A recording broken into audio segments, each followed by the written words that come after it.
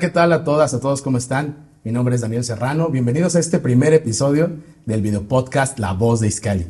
Y el día de hoy, pues nos encontramos para arrancar con una gran personalidad, con el doctor Javier Martínez Cruz. Doctor, el doctor en Derecho, hay que decirlo, tiene un máster en protección de datos personales. Fuiste comisionado del Instituto de Acceso a la Información del Estado de México. Muchísimas gracias por aceptar la invitación. Muchas gracias. Al contrario, Daniel, agradezco mucho este espacio y la posibilidad de poder compartir contigo temas tan importantes para la sociedad de Izcalli. En el 2018 y desde antes, cuando entrevistaban al entonces candidato a la presidencia de la República, Andrés Manuel López Obrador, le preguntaban cuál era el mayor problema en el país. Y él contestaba: la corrupción. Y lo criticaban mucho. Le decían: ¿cómo es posible que no haya hablado de seguridad? ¿Cómo es posible que no haya dicho que el principal problema es la salud, la infraestructura? Y él regresaba y decía: si me preguntas cuál es el problema en seguridad, el problema es la corrupción. Así. Y si me preguntas cuál es el principal problema que tiene el sistema de salud, el problema es la corrupción. Hoy la corrupción es un tema que está en la discusión pública, que forma parte de la agenda del presidente, que forma parte también de la agenda de la doctora Claudia Sheinbaum Pardo. Y pues, ¿cómo entender la corrupción? ¿Qué es la corrupción, doctor? Pues la corrupción, como bien lo has comentado, ha sido parte, yo creo que prioritaria de la agenda nacional de nuestro país. Hemos dicho, se ha dicho en diferentes instancias, que la corrupción no es exclusiva de México. La corrupción existe en mayor o menor medida en todos los países, en todas las sociedades. El gran problema que se ha planteado a México es que la impunidad, desafortunadamente, en nuestro país es muy permanente, tanto así que para el tema de la corrupción tuvimos que modificar el título 4 de nuestra Constitución Política de los Estados Unidos Mexicanos.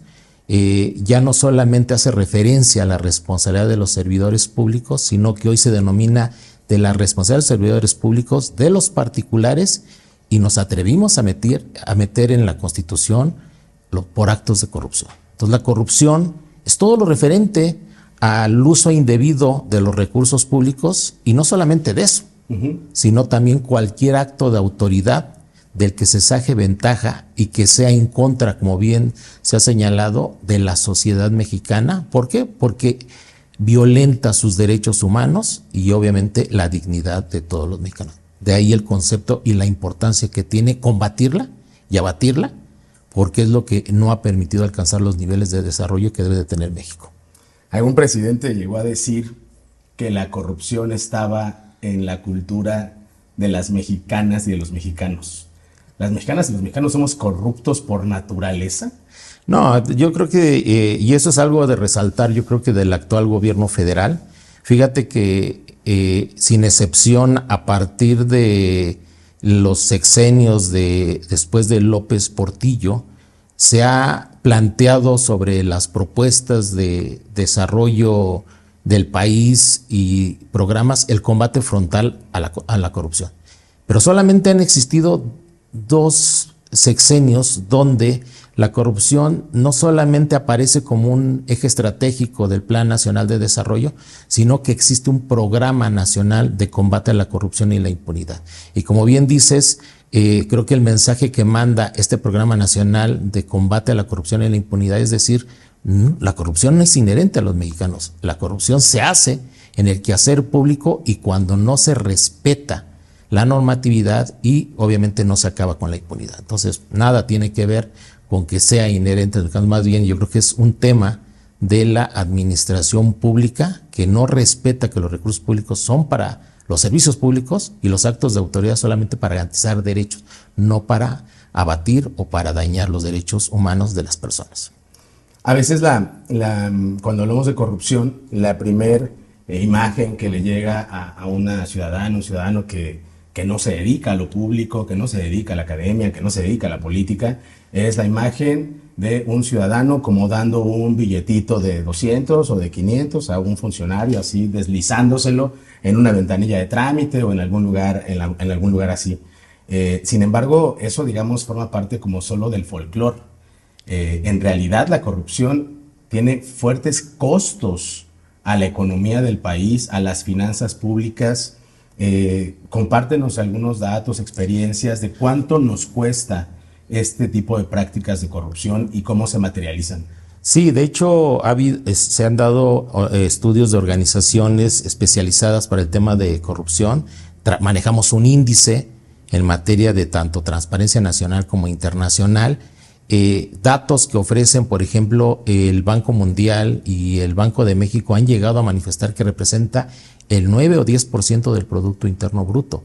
Si uno empieza a medir en términos nominales cuánto puede representar eso, estamos hablando de millones de pesos que representa destinarlos no para servicios públicos, para salud, educación, sino destinarlos precisamente para pagar estos sobornos, para facilitar o que se beneficien ciertos servidores públicos o hasta un particular que en lugar de hacer una obra por la cual se le pagó, no lo está realizando. Entonces, hay estudios por parte de INEGI que mide la corrupción, por ejemplo, burocrática, la que representan los trámites, y ahí hablamos de cantidades que van desde los 350,000 millones de pesos hasta los 43,000 para ciertos procedimientos o trámites más comunes. ¿Y qué es exactamente esta imagen que tiene el ciudadano de decir, me acerco con el gobierno para pedir una licencia, para hacer un trámite, y me pone una serie de trabas? Y casualmente, para poder agilizar esto, pues hay que entregar cierta cantidad de dinero o un cierto regalito, y entonces se agiliza, como por arte de magia, el trámite y se logra obtener lo que uno se acerca con gobierno. Por lo tanto, la simplificación administrativa, por ejemplo, el gobierno digital, pues son enemigos acérrimos de la corrupción. O sea, en nuestro municipio, por ejemplo, que tenemos una vocación muy importante de emprendedoras, emprendedores, y en general el sector empresarial es muy poderoso aquí. Un emprendedor, una emprendedora, en otros lugares podría tener la licencia de su funcionamiento en 72 horas y de manera digital. Aquí a veces hay emprendedoras y emprendedores que se llegan a tardar 6 meses en tener una licencia de funcionamiento que le permita desarrollar su emprendimiento. ¿Tú crees que tardarse 6 meses para obtener una licencia de funcionamiento de un emprendimiento de bajo impacto, de bajo riesgo, detrás de eso está asomada la corrupción?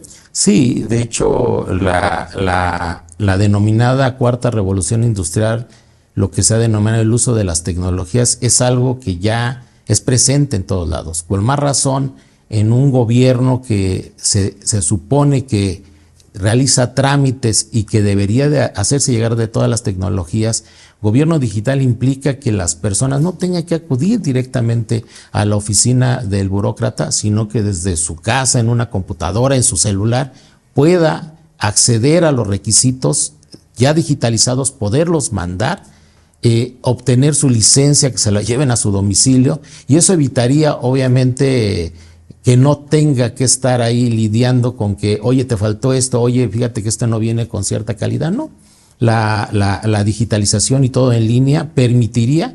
Entonces sí, yo me atrevería a decir que hay países y hay gobiernos que no solamente en 72 horas logran entregar este tipo de permisos, hay personas que lo logran entregar en horas, en un mismo día se puede lograr.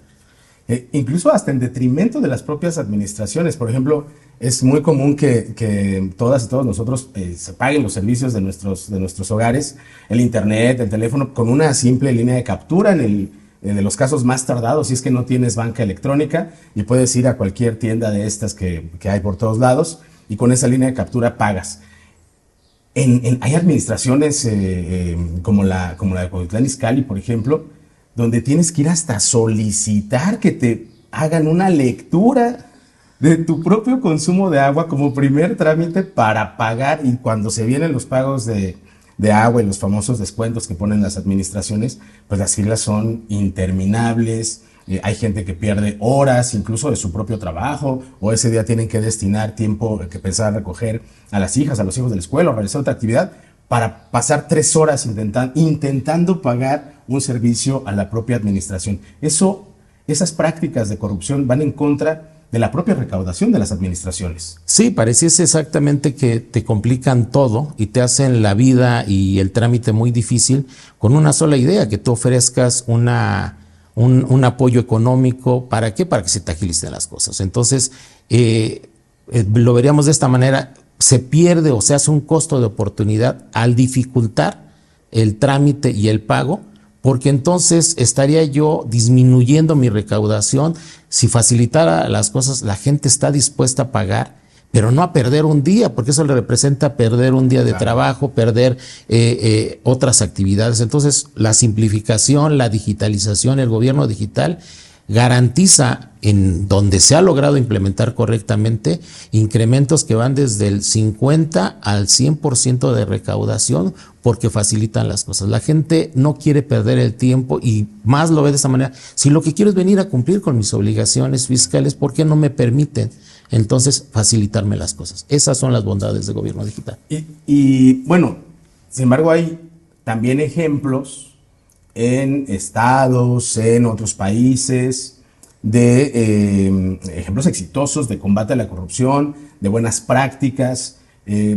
Tú conoces muy bien algunos de estos ejemplos. ¿Por qué no nos puedes compartir a todas y a todos ejemplos de estas características? Claro, fíjate, a mí me gusta mucho una obra de ¿Por qué fracasan los países?, de dos economistas norteamericanos, y ellos hacen referencia a que países o ciudades que han logrado alcanzar niveles de desarrollo importantes, primero crecimiento económico, precisamente haciendo administraciones de gobierno eficientes, han logrado alcanzar, identificar que el fracaso de un país y la política pública de un gobierno está en que no combaten frontalmente la corrupción. Y entonces tenemos países desarrollados y países en vías de desarrollo. Y particularmente un ejemplo que es muy palpable porque fue exitoso, como lo han sido muchos países denominados de los tigres asiáticos. En el caso de Singapur, recordemos que fue una colonia de Inglaterra hasta mediados del siglo XX. Inmediatamente cuando consigue su independencia, el gobierno que llega decide atacar frontalmente la corrupción y empieza acciones concretas: combate a la corrupción, educación y vivienda. Y un país que en 1950 tenía un ingreso per cápita de $500, a finales del siglo XX ya esos 500 se convirtieron en 5,000, y en 2021 su ingreso per cápita oscilaba en $24,000, ¿sí?, por persona, y es un ejemplo exitoso. Entonces, combatir la corrupción. ¿Pero qué hicieron exactamente? Combatieron la corrupción, hicieron un programa como el que tiene actualmente el presidente de combate frontal a la corrupción.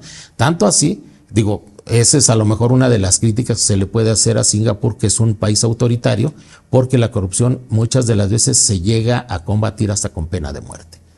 Entonces, a lo mejor aquí no esperamos que se violenten ese derecho humano, pero sí queremos que el corrupto esté en la cárcel, que el corrupto, si se llevó un millón de pesos, como dice las leyes y nuestro marco normativo, se recupere el millón de pesos y además se le ponga una multa por 2 millones más que se incorporen a tratar de resarcir el daño a las finanzas públicas.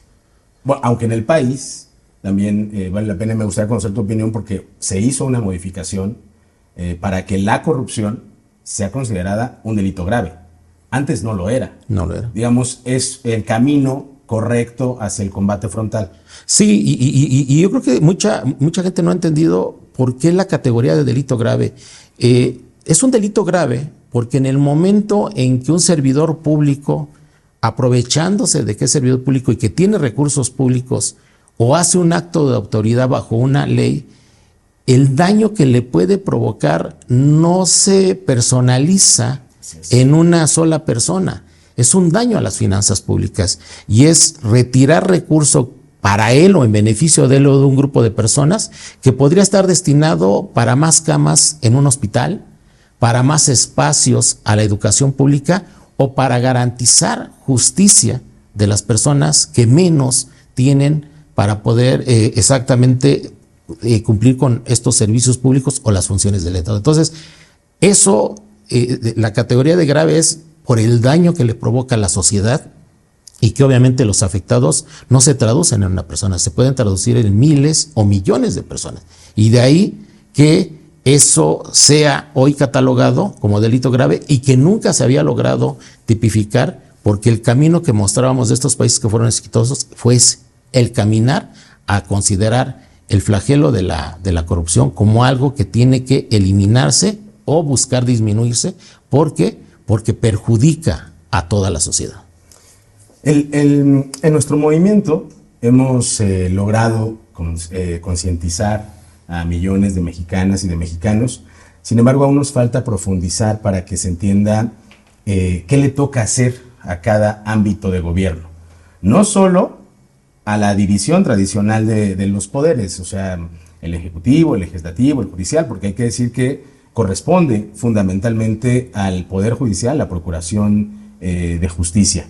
También nos cuesta trabajo a veces que la ciudadanía distinga entre los órdenes de gobierno. ¿Qué le toca hacer al gobierno federal, a los gobiernos estatales y a los gobiernos municipales? Pero es quizá este último, el gobierno municipal, el que se encuentra mucho más cercano a la gente. ¿Qué mecanismos has atestiguado tú, conoces, de que sean exitosos para combatir la corrupción en los gobiernos municipales y que podrían implementarse, que lo hemos hablado en muchas ocasiones en el caso de Cuautitlán Izcalli, sobre todo porque pues tú formaste parte además del diseño del sistema anticorrupción, que le falta dientes, por cierto, pero que tiene su versión también en los municipios. ¿Qué más podemos hacer en los municipios, doctor? Fíjate, hilándolo un poquito también con la pregunta que se hacía hace rato, o el modelo que hacíamos de países exitosos.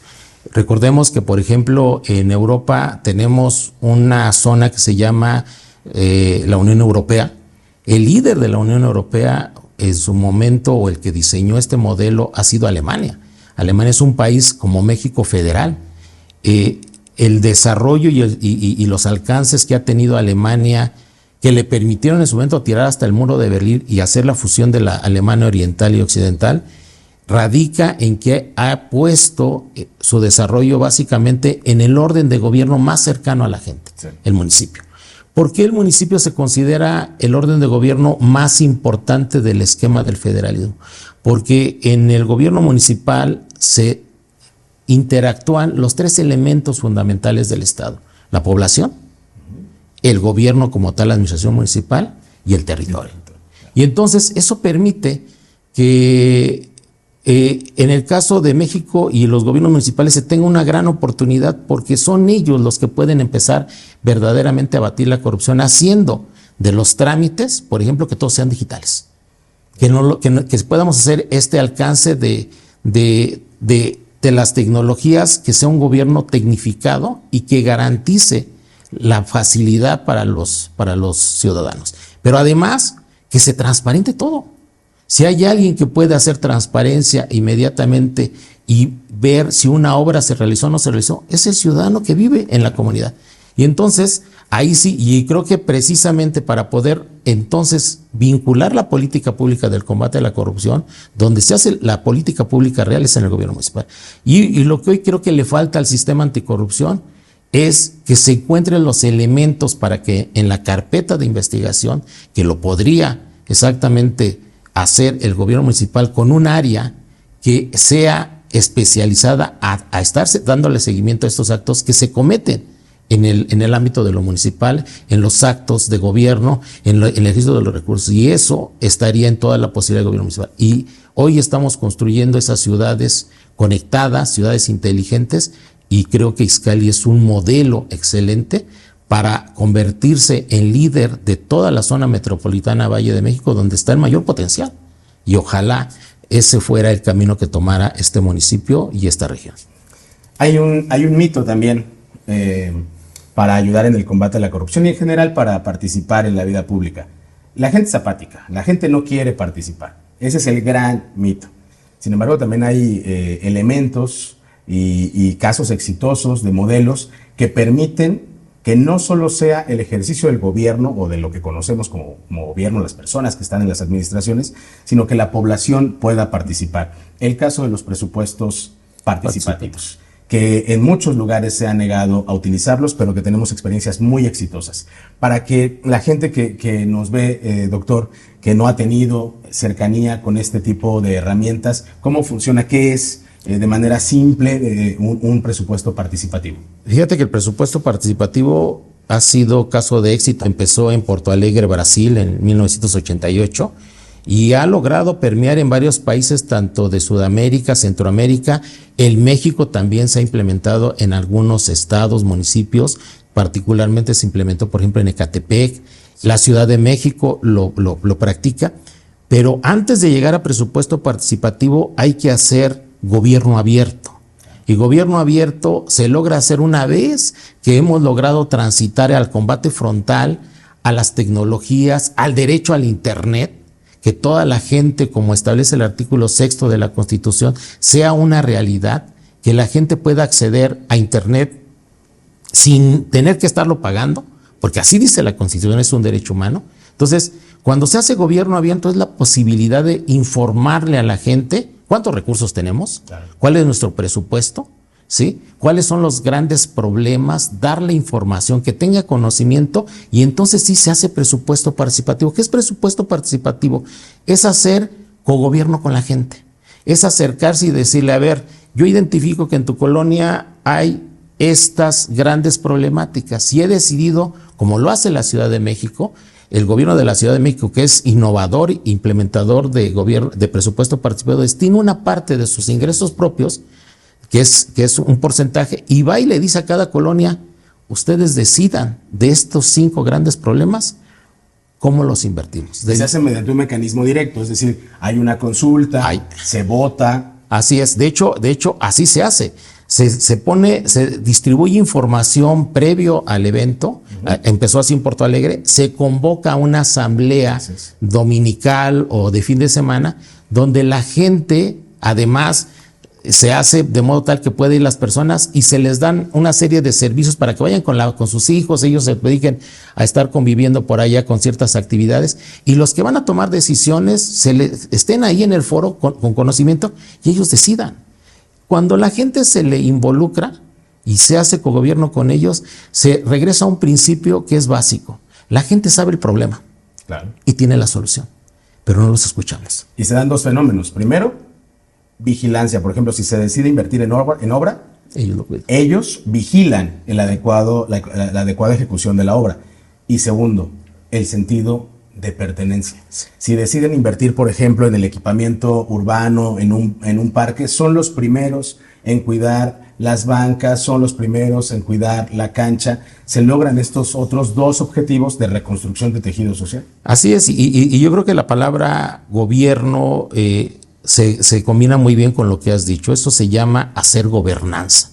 Y hacer gobernanza es poder encontrar esta colaboración entre sociedad, administración pública municipal y obviamente entender y diseñar la política pública, porque los involucras. Y como bien dices, si hay alguien que va a ser tu vigilante para que la obra se haga conforme a lo que se ha destinado, ni modo que entre ellos estén destinando un moche o quitando cierto beneficio para ciertas personas. No, dicen todo lo que baja se va a destinar a esto. Es más, nosotros participamos con mano de obra o estamos al pendiente. Y obviamente también cualquier persona, hasta sus mismos hijos o cualquier otro vecino que no respete esa obra, son los primeros que los van a cuestionar y les van a exigir que respeten la obra pública y el servicio público. Y eso ha permitido, y creo que es una máxima, ¿por qué pensamos que el servidor público, las autoridades, conocen las problemáticas si no viven ahí? Los que viven ahí son los ciudadanos. Entonces, como decíamos hace rato, saben el problema, saben la solución, y lo único que falta, que para eso se llama recurso público, es poderles entregar y apoyar, lo que es la labor que debería hacer un gobierno, ayudar y ser facilitador. La política pública se hace con la gente. Doctor, pues yo te agradezco muchísimo que nos hayas acompañado en este primer capítulo de el videopodcast La Voz de Izcalli. Te vamos a estar, desde luego, invitando y acudiendo a ti para que nos des tus puntos de vista. Para nosotros era muy importante que este fuera el primer tema, porque igual que otros personajes de la vida pública, nosotros creemos que el primer problema en el país era la corrupción. Ahora hay un combate frontal a él, pero tenemos que lograr que no solo se combata en las esferas del gobierno federal, también tiene que suceder en los estados y, por supuesto, en los municipios. ¿Con qué te gustaría despedirte, doctor? Pues yo creo que tomarte la palabra y poder ofrecer, sumarnos a este esfuerzo. Si hoy Cuautitlán decide abatir la corrupción, estaríamos viendo el nacimiento del epicentro del desarrollo y crecimiento económico en el Valle de México, porque Izcalli tiene una posición estratégica. Entonces, ojalá, y es a través del gobierno municipal donde podríamos estar viendo nacer verdaderamente un federalismo y un desarrollo y un respeto a los derechos humanos, a través de quitando el mayor mal que tiene y el cáncer que le afecta a la sociedad, la corrupción. Muchas gracias, doctor. Y pues muchas gracias a todas y a todos por acompañarnos en este primer episodio de La Voz de Izcalli, y nos vemos muy pronto. Chao.